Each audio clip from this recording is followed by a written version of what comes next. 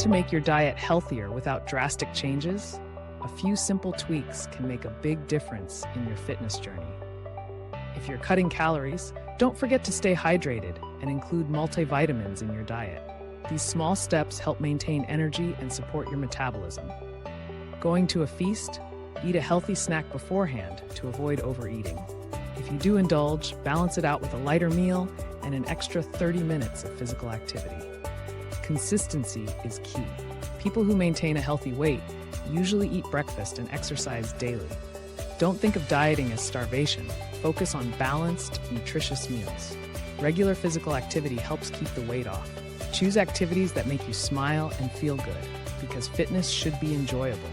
Track your progress, get enough sleep, and strengthen your muscles.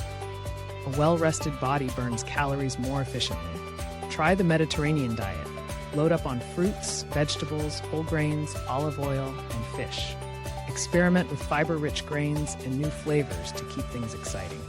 Mindful eating is key. Start with a salad to curb hunger and include nutrient-dense foods. Yogurt is an excellent addition to your diet. It supports digestion and aids in weight loss while keeping you healthy.